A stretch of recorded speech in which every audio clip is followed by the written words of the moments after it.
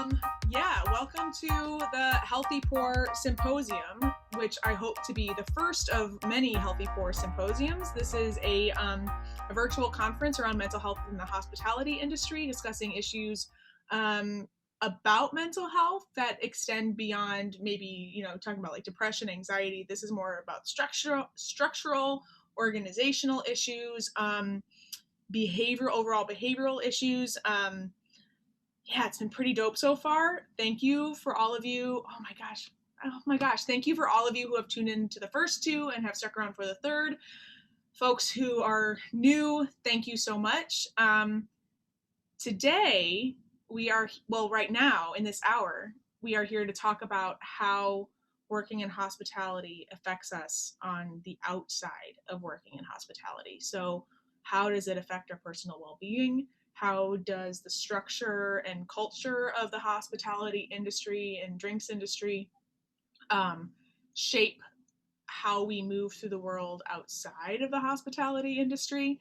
I'm really, really excited about this one. And I told DJ before we really got started that I'm a little scared about it too, because this stuff is, it hits close to home, for me, and I think for everybody tuning in. So that being said, there are some resources that I think that we've already posted. If you are feeling things that are unmanageable to you in the moment, so like maybe guilt or grief or whatever, if it's unmanageable for you, there are resources for you. Healthy Poor, we put some from my website, Healthy Poor, also Not 9 to 5 for resources if you're in Canada. The Burnt Chef Project if you're overseas in the UK and still awake, bless you. But those are resources for you to utilize if you need them. So my name is Louise Green. I am a licensed professional counselor, and I'm also a beverage professional and former hospitality professional. I work for a distributor here in the Midwest called Winebow, where I do education and sales for spirits. So I have this lovely little intersection of mental health and hospitality that, has brought me to create Healthy Poor. I will let you all, am I frozen or are you all frozen? No, Alex is moving. Oh no, you're just all very still. And DJ is definitely frozen. DJ, okay, let's do this. DJ, you got this. Yeah. I think that'll be better. Oh, so DJ, do you want to introduce yourself first? Yeah, we better go while my computer's working, right? Yeah, get it. Yeah, so my name is DJ Watson. I'm a marriage and family therapist here in Chicago. I also have about like 8 years in the industry here in Chicago, working around the city, but mostly in River North area. So I deal with obviously individuals, but also couples, families, girlfriend, boyfriend, whoever's getting on your nerves that you can't deal with. Sometimes it's work stuff, sometimes it's life stuff. Also social and cultural issues. So very much in like social justice stuff, LGBTQ, trans, queer, all encompassing all the letters of the rainbow. And also, I am the education director for Healthy Poor. No, support staff. Close though, kind of the same. He's frozen again. It's also worth noting that DJ and I did our clinical internship together. Oh my God, he's so frozen. Yeah, DJ is a wonderful resource, and bro, I'm so happy to have you here. Magro, you wanna? Hello. I'm Kristina Magro. I am also from Chicago.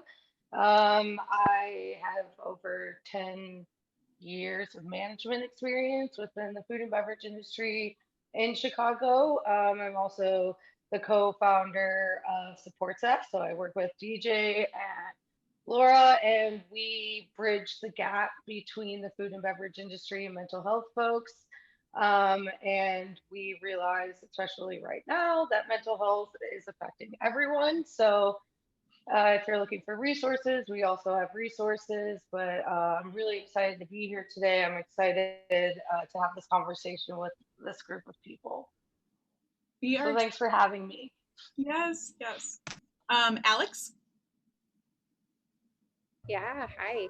I'm Alex Jump. I live in Denver, Colorado. I've been here 4 years almost, and I'm originally from Chattanooga, Tennessee. I've worked in food and beverage for 10 years, and I also am the co founder of Focus on Health, which is a company that is working to provide hospitality folks with resources, outreach, and programming in regards to all kinds of health and wellness. And that journey really started with me talking about my own personal mental health and sharing with the world my struggles. Well, And I'm happy to be here. well, I was going to say, we're happy to have you.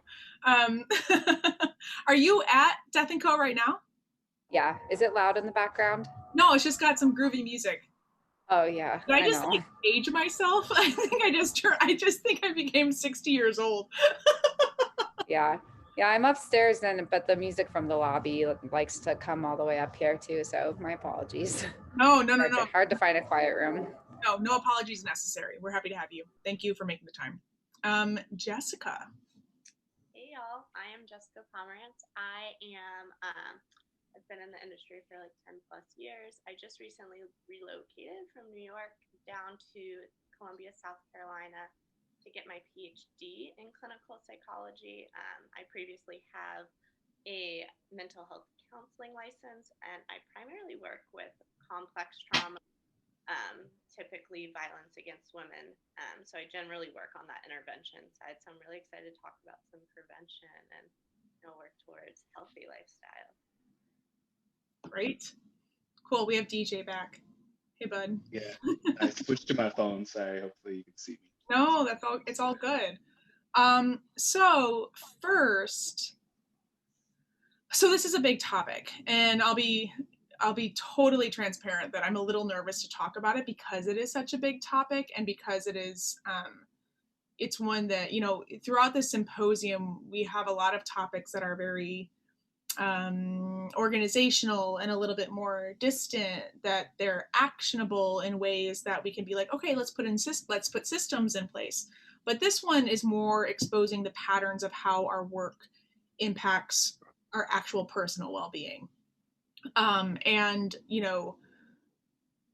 it has to impact our personal well-being, right? Because we spend so much time at work, right? Like so much time at work, and we want to spend time at work because generally we like what we do.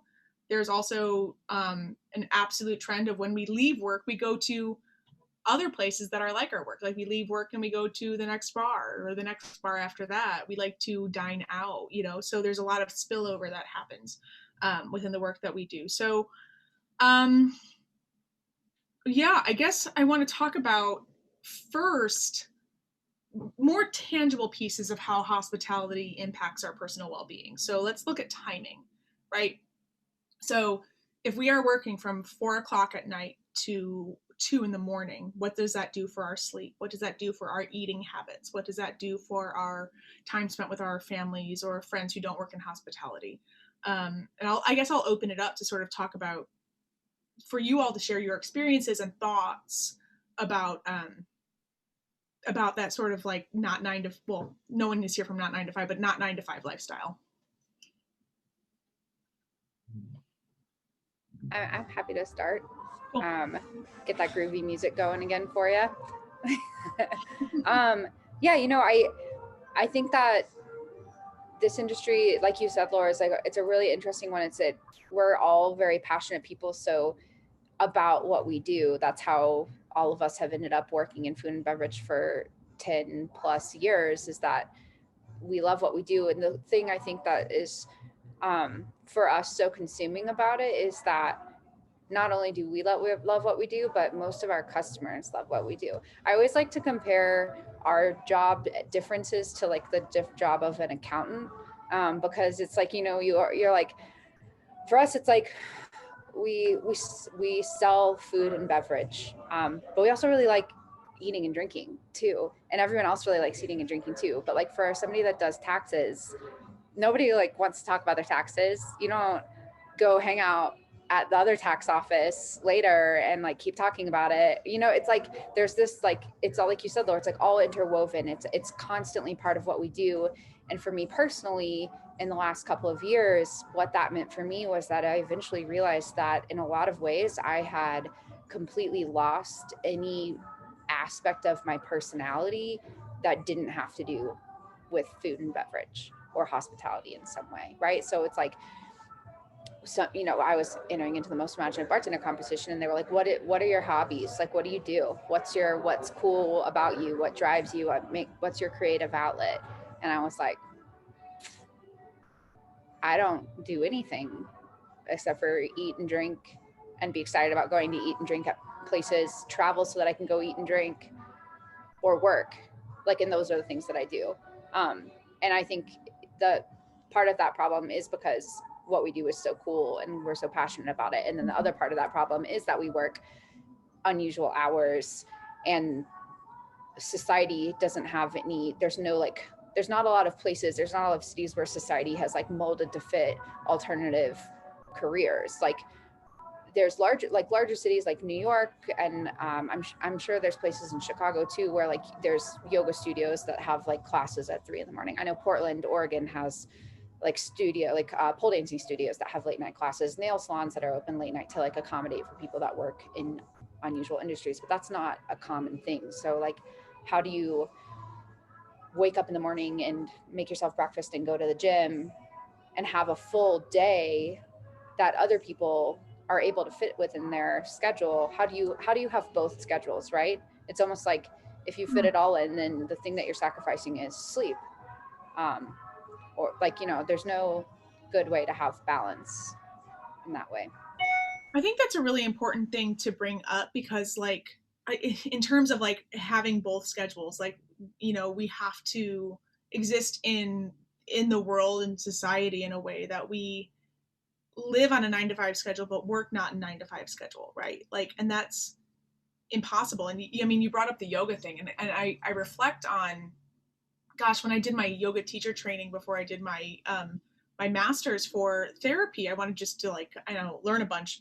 I was bartending until 1 a.m, but I had to get up and do my Mysore practice for my certification at 6 a.m. There wasn't a 9 a.m. and I couldn't do the noon, because if I did the noon, I had to shower and go home, and then I had to get to work by 4. And it was just like, it was an impossible situation. So what was sacrificed was my sleep, you know, Right. And what happens to us when we don't sleep? I mean, I haven't slept since May 1st, so I'm a little bit miserable. But like, those basic needs of eating and sleeping and caring for ourselves are really hard to actually do. So I don't know, Magro, do you want to speak a little bit to that? Yeah.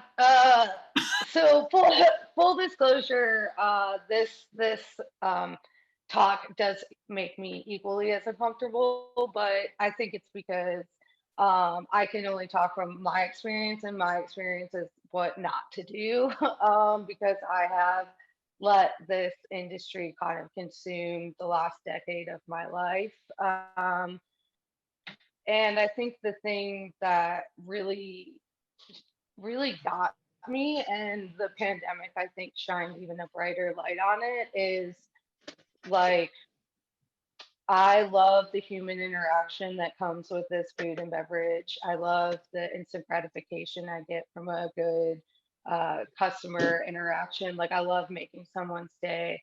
But something that's really kind of gotten me was the superficial friendships, and like the fact and the realization that the majority of these people aren't really your friends. This is a surface level friendship, especially when it comes to like professional relationships. And I think that line gets blurred a whole lot when it comes, especially like as like something that comes to mind immediately is when you have brand or distribution connections, and you're like making these deals and you see these people all the time and stuff like that. I think it's really easy to kind of get caught up in the monotony of all of this, and then it becomes quite lonely. I feel like the higher and higher you progress within this industry, like the more and more isolating it becomes. Like, that could just be my personal experience, but I feel like it becomes more challenging to see what's real and what's not. It also becomes challenging when people already have a preconceived notion and perception of who you are as a person. So I feel like it is really, I'm very excited for this conversation because it is really dangerous how these lines get blurred from professional to personal. And I feel like the majority of folks that I know in this realm are super competitive people who are putting a lot of pressure on themselves to succeed and to shine. And that comes at a cost. That comes at a cost of not eating properly, not take caring of not caring for yourself, caring for your guests better than you care for yourself, and not sleeping because you do have to abide by that 9 to 5 schedule on top of closing the bar until 3 a.m. So it's just kind of like, it's really easy, I feel like, for folks to get wrapped up into all of this. So I'm happy to shine a light on this. I mean, both you and Alex bring up a really good point of the all-encompassing nature of this industry, you know, and especially when we talk about like the craft drinks industry, the heightened chef industry that comes with it. Like, I mean, it is kind of different in other corners, I think. I mean, maybe of the industry where it's, there is an especially dispensable attitude towards people who work with it from an organizational standpoint. But man, this is all encompassing. Like, my friends are industry. My romantic partners are industry. My hobbies are, well, often industry, you know, and it's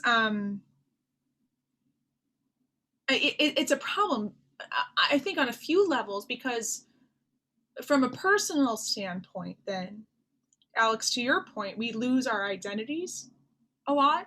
There's a loss of identity, and there's a loss of fun outside of work, and then the work and the fun kind of blur together, and we don't know what's what, and that's when we also get exploited, and we work extra hours and blah blah blah blah blah. I can't remember what my next point was going to be, but it was about, oh, well, but I mean, we also don't have well-rounded individuals working within this anymore, because everyone is just kind of sucked into the culture of hospitality that there's a pressure to be sucked into, because if you aren't sucked into it and if you aren't a part of it, then how are you going to get hired? What were you going to say, Alex? Sorry. Well, I was just going to say, like, you know, speaking to being all encompassing, it's like how many people sitting on this panel or watching this panel have gone years without going on their family vacation or going to a wedding because all of your time off is going to cocktail conferences.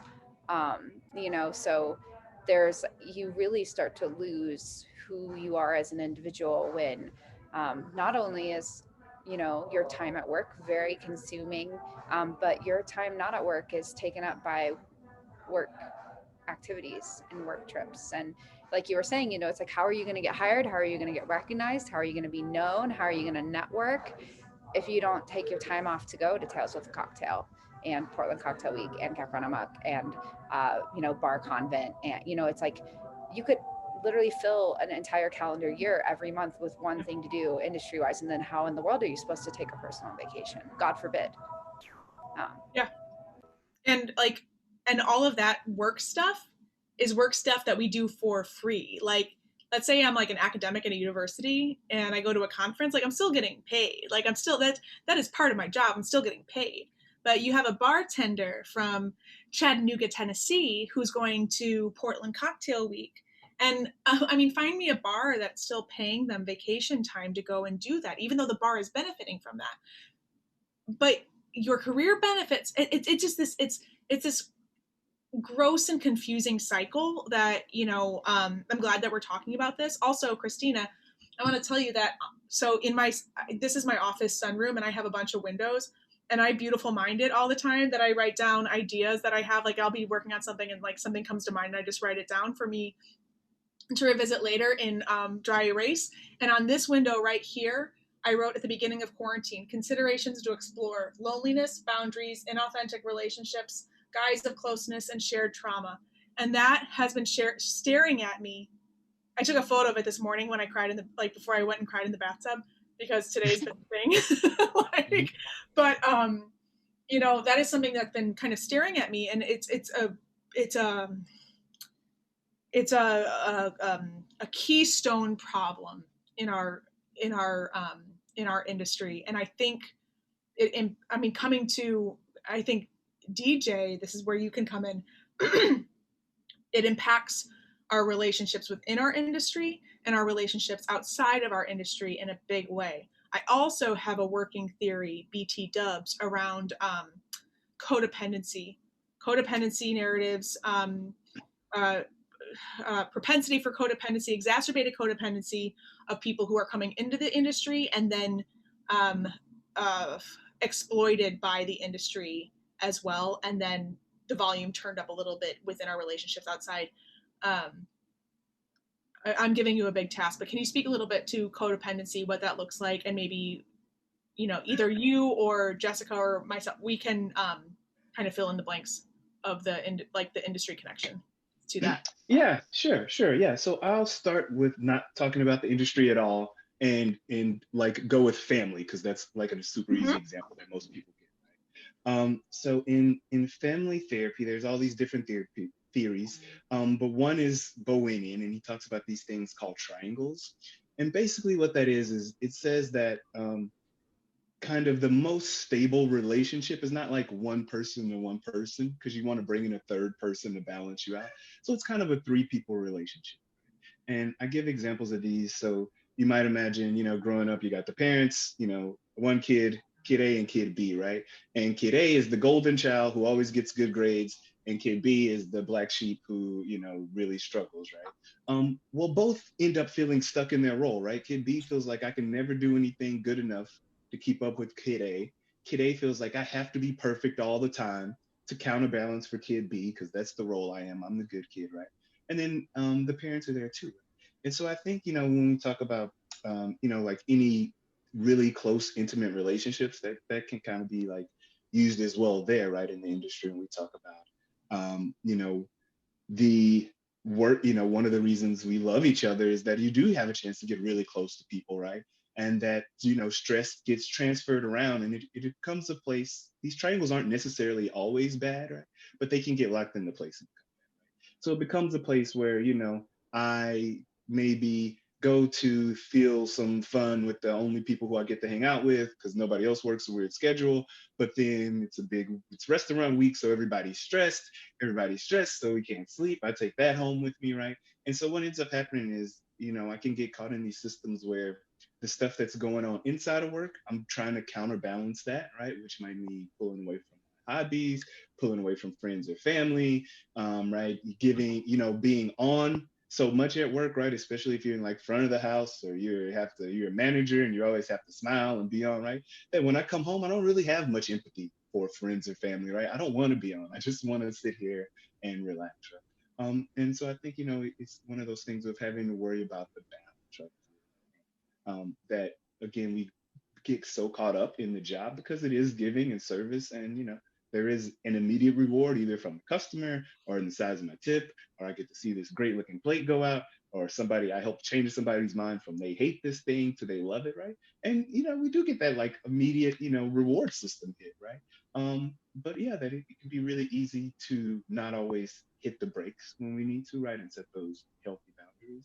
And then we're giving too much of ourselves, like mentally, physically, emotionally, or spiritually, to work, and not keeping a good balance outside. I don't know if that's what you were talking about at all. Well, I do like that you brought up triangulation, because that is, when we look at structures of also like, oh man, I'm thinking now about like misattribution and stuff like that, of like pushing something that might be here over here too, like our stress from work, pushing it into our relationship, let's say. But yeah, I often look at, and we mentioned this actually in the 2:00 seminar, I often look at structures of hospitality within a family model but I want to say, especially for the next seminar that's coming up, you like family, this like, it is still work. I think often the term family is exploited, but if, you know, something that Dick Lovelace said in the 2 o'clock is, I framed it as, I use a family model in organizations, and he was like, no, I use an organizational model within families. And I was like, oh snap, there it is. That's the difference. And I really, really liked that. But so I don't know, Jessica, can you speak a little bit to, you know, patterns of abuse, codependency issues? I mean, that brings in like childhood trauma, substance use issues, caring for other people. Like I know that, for example, therapists have a high rate of codependent individuals working in this field, but I think the same is therapists, teachers, nurses, doctors. I think the same is true for hospitality. Yeah, absolutely. So something I think that DJ brought up and Kristina was that idea of like, we are highly competitive and we want to be really good at our jobs, right? So we typically fall into that role, if you think about it, that family model, that child A, where we keep trying to keep actively working to succeed at what we're doing, which means we're putting our full effort into the workplace. And so sometimes that even means putting full effort into relationships within the workplace that might not be healthy. So you want everyone to like you, whether that's all your guests, whether that's all the reps that come in, you want them to be giving you the first access to products, whether that's managers, so you get the best schedule, back of house versus front of house, making sure all of those relationships you're succeeding in, which in general is exhausting. But then also, when you take that to your personal life, what do you have to give to your family or your partner? You're pretty burnt out after giving everything to those relationships, which might not even be giving you very much back tangibly. So I think about that a lot as far as codependency. And then we know that we tend to date people in the industry a lot of times because we have that same schedule. So it's two people who are giving that full effort at their job, they're coming home, and they might, you know, talk here and there about the stressors, which is unhealthy in general because now you're just like cycling through that stress. But then also, like, are you sharing what you enjoy with each other? Are you talking about the positives? Are you talking about doing hobbies together, you know, outside of going out to eat and drink together, which we all love to do, and we know that, you know. So when you think about like the successfulness of this lifestyle on a day-to-day basis, like, you're burning the bridge at really every kind of edge and wall that you have. And so then that's when, if we want to bring in substance abuse into this conversation, it's, you know, it seems natural that that's what you're going to do. You're going to go meet your partner or some of your friends after work, and you're going to start, you know, drinking to process through those things. And so on your day off, you might go visit people at other bars because you want to build those relationships. And so then it goes back to still, you're still working when you're not working. Yeah. You know, and I think, I mean, we can talk a little bit more about substance use, but I would like to frame it in the context of coping mechanisms. You know, everyone knows I love talking about coping mechanisms because I love talking about coping mechanisms. But I think that when we talk about the skills and behaviors that we adapt to and learn in hospitality and carry outside and do our day to day, I think coping mechanisms is a really great way to examine the impact of that, right? So like, so, you know, there might be an acceptable coping mechanism, be it like drinking after work or taking a shot during the shift, or, you know, like getting high before your shift. Guilt. I mean, I've had a long career at this point. I don't mind sharing that I'm guilty of that, you know, or during a shift or after a shift, or, you know, whatever those, you know, maladaptive coping pieces are that they carry then into our day to day, and they carry for a lot of people even after they leave the industry or after they leave that sector of the industry, right? Because it's what we learn. It's not like you quit your job and your dome is like, oh, well, that's done, you know, like I'm not utilizing that coping mechanism anymore, you know. And so thinking of how we have coped during our quarantine time, during COVID, during the shutdown, to think how we've you know, managed our mental well-being in this time too, I think is an extension of what we have learned and adapted to in hospitality. Does anyone want to speak to that? Just threw a lot at you. No. I'll take that one. So I feel like you made a good point. I think that a lot of industry folks kind of get caught up in this hustle, find unhealthy coping mechanisms. But then this pandemic has really kind of forced people to evaluate why they're doing the things that they're doing, because like this kind of system has now been broken down. So I like to think positively, like that's something that's good that's come out of this pandemic. Personally, is a lot of people around me have had a moment. I like to refer to the pandemic as the Great Pause now, because everybody's had a moment to kind of like stop and reevaluate like the things that mean the most to them. Like me personally, one of my coping mechanisms was I was really bad at eating, like at all during the day because I was really busy, and food would be like the last thing that I would ever think about. So I would come home from my shift and I would be like starving, and I would just like be just like not even paying attention. I'm just eating because like it's there and I have the opportunity to. So it's like when the pandemic happened, I was like, okay, you cannot continue to eat your feelings. Like that is something that's just not healthy for, like, it's not okay for anyone. So it like coping mechanisms also don't have to be like drinking or substance abuse. It could be something as easy as biting your fingernails when you're nervous. Like eating your feelings.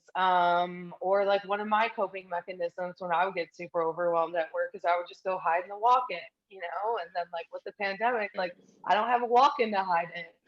So well, are you just gonna go hide in your shower? Like, but it's just, I think coping, like DJ brought up a good point earlier when I was talking to him, and maybe he would like to say it again about like kind of recognizing what you're doing, realizing why you're doing it, and then if that action, if you're doing it often and it no longer has like the release that it had before, maybe think about why you're doing it and gravitate towards like a different direction of coping that maybe might be healthier. Or you could do what I did and just buy a dog because that helps. But also, that dog is so cute. That dog is so cute. But I mean, oh man, you bring up. I'm gonna let someone else talk because like my brain is swimming with all the things that you just said. I think you bring up a really good point that I know Laura and I have talked about before, where you have healthy coping mechanisms, but anything in abundance becomes unhealthy. And so if you need a quick release and you go into the walk-in to calm down, that's not inherently bad, but it's when you're going into the walk-in and, taking a shot, or you're going into the walk-in and spending too much time in the walk-in, or doing something in abundance that's causing you to then become the coping mechanism itself is then maladaptive. I think that's when we need to stop and reevaluate, because there are a lot of things, like I said, taking a shot in the walk-in, but taking one shot is different than taking 10 shots throughout your shift and leaving there where you can't remember walking out of the building. And so drinking isn't inherently bad, but it's substance use versus substance misuse. I think it's when we need to think about why we're drinking in abundance versus having that release like a beer after work. Jessica, you bring up a really good point too, because the other issue with our industry is that things are so normalized and become so commonplace that they can become a coping mechanism in ways that we don't realize, and then can develop into a larger problem because they're so socially accepted. And drinking is obviously like the easiest one to talk about, but it's like maybe it starts off as like your team starts off with just a little shot before the shift or whatever, and then maybe it's like your manager wants to like have good morale for the team. So like you get your ass kicked in on a Friday night, and like when things calm down, your manager comes around, good job everybody, we're gonna have like a quick shot as a reward. And then, you know, all of a sudden you've been working in the industry for a couple of years, and you have people that come into the bar and you have a shot with them because you know them. And then it, you know, it's just that blurry line that runs for years and years and years in your career, where it goes not only, it doesn't have positive or negative connotations. It's like both, or it's just so commonplace that it has, in your mind, almost no connotations. And I mean, it was like that for me for a really long time. And then funny enough, the reason I stopped drinking behind the bar almost 2 years ago now, or time's a mystery, 2 years ago, almost 2 years ago now that I stopped drinking behind the bar, it wasn't because I like was like, I don't think I should drink behind the bar because it's better for me or whatever. The argument that convinced me to stop drinking behind the bar was that I would be better at my job, which I feel like in some ways is also kind of like problematic, you know. And I've never even really recognized that until like literally right now. But like the argument being like that I can be a better hospitalitarian, I can perform better by not drinking. You're still putting the job first. Yeah. Mm-hmm. Yeah, I always say I completely agree with all you guys, and I usually say it like, you know, coping skills aren't inherently good or bad, right? They're just overused, underused, or misused, right? Even something like, you know, talking to my therapist, that could be a great thing, right? But if every time I feel anxious, I have to talk to my therapist, then I'm not really doing that well, am I? Right? Like if you know, the only way I can get away from, you know, that feeling of stress is to, you know, go to the walk-in, right? Then that's when it's like more of a thing to really struggle about, right? And yeah, I think that's what me and Mark were talking about earlier. But yeah, I completely agree with you guys. It's not necessarily the thing itself, right? It's how much balance do I have with that, right? When I start, can I stop? And do I have other tools, right? Also, right? Am I using that same thing over and over again, all everywhere, right? Is everything looking like a nail? And it's like, well, you know, I'm happy, I drink. I'm sad, I drink. I'm tired, I drink. I'm lonely, I drink. I'm with friends, right? It's like, oh, well, wait a minute, right? Then that might be an issue there. And I think, you know, we're all like guilty of it, of sliding into it in certain ways. I know I'm a smoker now, and it was because who got to go stand outside and breaks at work? The smokers, right? And I was like, oh, you going outside? Let me get a cigarette from you, right? Like, I'll come. And, you know, then eventually I was like, oh, yeah, just buy my own cigarettes. And I was like, oh, wait, I smoke now, which is so crazy because I didn't know my you mom smoked. smoked growing up, and I hated smoking. I'm working on stopping. I believe in you. You got I don't this. smoke too lot. But yeah, right. I noticed I was also in grad school at the time too, so it was a lot of stuff going on. But yeah, right. It was like, oh, for a little while, it was like, oh, you know, a cigarette here or there, going outside to get into fresh air, you know, not having to worry about the manager yelling at me. Oh, well, that's a payoff. Like I'll do that like once a week, right? And it's like, oh, well, that became like the easiest, most reliable thing, right, to get a break from the restaurant, right? And so then, you know, I was going out more often. And so, yeah, I think it's just for all of us watching, you know, that balance. And it's not that it's good or bad, just how and when we use it. Well, I'll definitely share that I learned drinking as a coping mechanism in hospitality. And I know exactly when it started. Like, I have the memory of when it started. Like, it was my first day behind the bar properly. And I was just, I was getting my ass handed to me. And my manager and mentor at the time came back, and we crouched behind the bar and we took a shot of rum JM, the overproof. And I got up and I was invincible, you know, like I was more chill. I was a little bit numbed. I was like cutting my garnishes and I was like shaking my shit and all this stuff. And that then layered itself onto how I coped with stress and stuff like that with this bartender. So when we shared the duck behind, and then that moved into post shift where Big Star in Chicago had just opened. So we would just get just absolutely annihilated at Big Star to cope with the day, but it was also tied in with camaraderie and all of those pieces. And I know it's 4:42, but I'm going to bring this up, and we're probably going to go to 4:50. So sorry, y'all. Be prepared. But what I start to observe within our industry, and also what I had to check with myself, was when we subscribe to these behaviors, right? Those are behaviors that are not tolerated in other fields, in other careers, in other industries, right? So then I start to get concerned that sort of in that like all encompassing, like living authentically identity stuff, that people are staying in either a certain position or a space or a place. They're stifling their growth so that they can continue to subscribe to those behaviors without consequence. And I mean, that I think is one of the most painful things that I ever bring up when I talk about mental health and hospitality. That sort of like quiets the room. But when we talk about how working in this industry impacts us on the outside, I think we have to talk about that. That it keeps us, you know, and like what's up with that? Well, there's all. Yeah. I mean, not to.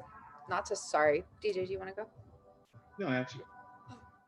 Not to stray away from like the topic that we've mostly covered, which is, you know, like coping mechanisms, but another thing that is very deeply ingrained with that in particular that you brought up, Laura, is how we get paid for the work that we do here, right? So like we get paid by tips.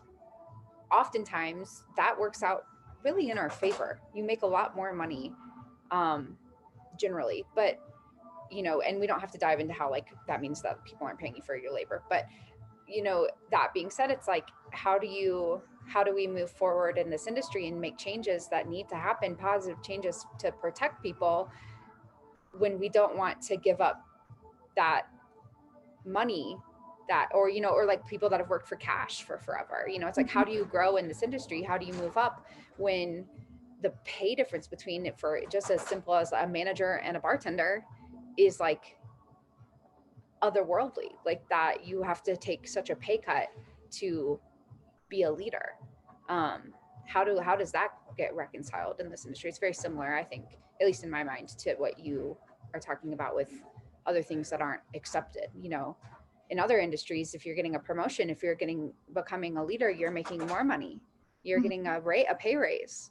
In our industry, when you become a manager and you get put on salary, you're working more hours for far less money. And often with basically no benefits, because your local restaurant can't provide you with health insurance, pay your phone bill. And to not get like too deep into like the righteousness of all of this too, that is an absolute strategic and systemic mechanism so that people can stay dehumanized, expendable, disposable, underpaid, exploited, right? You know, and all of those things are absolutely present. But then I mean, I come back to what this is about, is then how does that affect my relationship with my mom? You know, like how does that constant internalized role that I play within hospitality, how does that impact my decision-making processes when I'm not at work? My relationship with my brother, my neighbor, my friends, you know, myself. Well, I think too, it speaks to the higher you move up, the less camaraderie you're able to participate in. As a manager, you know, there are certain expectations where you can't go get wasted with your coworkers after the shift. And so that speaks to coming full circle when Kristina brought up isolation, higher position you are at the beginning, that too. So you're getting paid less money, you have more responsibilities, more expectations, and then you have less support as far as like peer level, you know, fun. And we've already established you've likely isolated yourself from your family. So you now no longer have your blood family or your work friends and family, right? Sorry, go ahead. God, it sounds like a textbook, like abusive romantic relationship. Well, when you put it like that. And on the topic of like abusive relationships, you have to think about like what is the industry's love language to each one another. And it's like, my love language to Alex when she comes and sits at my bar is giving her a free shot. That's me saying, I'm happy to see you. Thank you for being here. Like me giving her, like, I'm going to comp her whole tab. She's going to drink for free. that's me showing my ultimate appreciation to her. So because like usually 9 times out of 10, like we don't have the ability to do much else out of that. So it's like our love language to each other, like especially even from your owner, it's like when you've worked 80 hours a week and you've worked yourself to the ground and your cup is more than empty, it's like, good job, like look at you working three doubles in a row, you just like crush it, blah blah blah. It's like that should, the language and the things that we choose to champion within this industry need to change, and we need to not encourage these types of behaviors but also bring awareness to it. Like, oh, you picked up your third double this week. Like, are you okay? Is there something that I can help you with? Like, I know money's tight, but also like sleep's cool. Having a well balanced meal is also pretty cool. Getting to like have a conversation, or just like you said before, it becomes more and more isolating because like you don't have your family support, but also you don't really have, I know a lot of folks that don't really have friends outside of this either. So like you don't even have the outside perspective to kind of like reel you in to be like, no, working an 80-hour work week is fucking insane. And like that's not okay.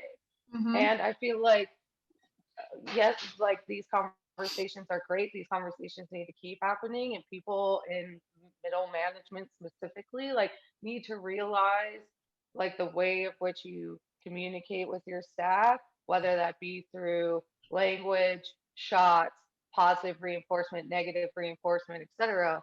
Like positive reinforcement is free and everybody should do it more often. Yes, we are not compensated appropriately, but you can also compensate your staff in other ways that are positive and will help them grow moving forward. So I don't know if that answered the question. I'm sorry, I feel like I went on a rant No, there. I think you're absolutely right. And there's something that I want to sort of add to what you said is like using like shots and drinks and comping people's tabs as a love language. It's also a source of currency, Mhm. right? It's a social currency, it's a professional currency, it's a networking currency. And that's also an entanglement of expressing love but career at the same time, and that's a struggle. But to kind of round it out, since we are definitely over, and um yeah, what do we do? I think something that has been a theme throughout this is talking about naming it and understanding it. But what can we do? Like, we're looking at some of the like the most leaders in the industry right now talking about these things. How can we take this into the spaces where we work? How can we help ourselves to sort of not necessarily separate ourselves from the industry, but to make it healthier so it's not impacting us and erasing our identities, for example? Like, what are our next steps? All right, I'll go for it. Let's see what happens. Um, so yeah, I think I'm gonna say something I was talking to Mars about earlier is that I think the one of the struggles is that one of the best benefits of the industry is also one of its like really big weaknesses, right? I say one of my professors in the past said like some industry attract Bennett cans, like not necessarily like wrong people. I just like that they've been through something, right? And I think Mm-hmm. the industry allows so much freedom for you to express yourself, right? If I want to have a bunch of tattoos, if I want to be perky and be best friends with everybody, if I don't want to talk to anybody and sit at my station and like chop, food and or sear or work on the grill, right? It really allows for freedom in whatever you maybe feel like your area of expression is, right? Whether it's people facing, non-people facing, a loner, or people, right? You can really find a niche in the industry. And I think one of the struggles is though it is kind of like the Wild West in that there's not many boundaries around that, right? It's really great, like you said, Lori, like I can't just go into most places where my friend works at Amazon or whatever, like, oh, here, you want a package? You're like, yeah, just take one, whatever, bro, right? Like, so there is some freedom, right, in that ability to kind of make your own destiny and control and do what you want. But in that, again, right, there's not always backstops, right? If I was hanging out a little too much with the people at work and the relationship was started getting appropriate 9 to 5, there's an HR department that's going to say, hey, you know, you said something inappropriate, or we have a report for this, right? Or this is your third write-up and third time you showed up late. You know, it doesn't matter as much about, you know, my relationship to my direct manager, maybe, right? It's that there's going to be some boundaries and some structures there that are going to catch and let you know. And I think, you know, the beauty that the industry does have so many openings and so many opportunities to do stuff is great. But, you know, it's that struggle of the boundaries piece, right? That makes it really easy to fall into overusing a particular coping mechanism, right? Of, you know, drinking or drugs or holding it all in or yelling at people or being a workaholic to not deal, right? If I got a bunch of crazy stuff going on in my family, I can pick up as many shifts as I want and not think about that, right? And so I think, you know, yeah, it's about, you know, really trying to find that balance and making sure that we have, you know, some boundaries set around those things that are important, right? If I really want to connect with my friends, there's a bunch of ways I can do that, right? We can decide we're going to get coffee before the shift and talk the shit and complain about work and the manager and going together so we'll both be on time, right? Maybe then staying out late, you know, getting wasted at the bar, right? There's still ways that we can connect. So that's my, I'll say that. Stop there. You're good. Magro, was that you that said that we're an industry of pirates? Yes. Yeah. We are. We're an industry of pirates. I just feel like we're just a bunch of like gritty folks who always like duck and weave, and we're very resilient, but we're scrappy. We're a scrappy group of folks that really need to piggyback on what DJ said. We really need to also start holding the people above us accountable. Mm-hmm. And I feel like as industry folks, we need to be better about advocating for ourselves within the workplace, not just for everybody else, but for ourselves. Yeah. One thing that a friend of mine told me, they were given advice by Brooke Arthur, actually. So they got invited to do something, and they were telling her about it. And she was like, that's great. How much are they paying you? And they were like, oh no, I'm doing it. And she like lit them up. And the thing that, when I've been told the story about it, the thing that will stick with me for the rest of my career is how advocating for yourself not only does you the service of advocating for yourself, but you're also honoring the work of everybody who advocated before you, and you're protecting everybody that comes behind you. And like her argument was, when you work for free, you not only do a disservice to everybody who put in work before you to value the work that you're doing, but you're also telling those people that everyone should work for free, and you're taking away opportunities from people that will come behind you. Yep. And while that sure has to do with how you get paid, I think that can relate to every single thing in our industry. And I think that is where we start. That's more boundaries. Amen. That is boundaries. Mm-hmm. To DJ's point, I mean, I think the whole conversation here is like boundaries, you know, and I'm not necessarily a fan of like, you know, radical compartmentalization, but I am a fan of boundaries. And I think that we need to practice them a little bit more. Jessica, what can you add to that? I'm sure something wonderful. That was amazing, Alex. But I think calling attention to what we're doing every day and recognizing what we do in ourselves is really important. We're not going to change ourselves overnight. We're not going to change the industry overnight, but day by day, we can just kind of like, our brains are so powerful just thinking about things, processing things, calling attention to things. Mm-hmm. Yeah. Naming it, honoring yourself. You know, what am I learning from this? How is this affecting me? Am I still learning from this? And so on and so on. You all are wonderful. You know, the folks who are tuned in, so thank you for sticking around. We are in the next seminar, we're going to talk more about family and how work family, more about boundaries. My heart is racing thinking about it.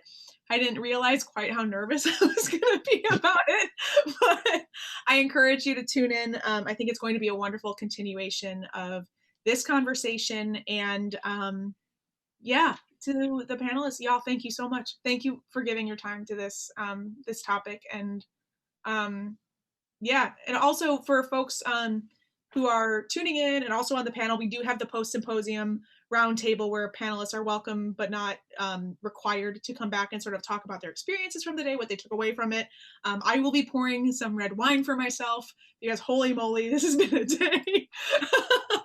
But yeah, you are absolutely welcome to join us there. You can go to healthypoor.com/symposium and register. But yeah, thank you so much, everybody, for doing this. Thank you. Thank you. Mad love. All right, I'll see you all in 2 minutes. We got 2 minutes. Bye.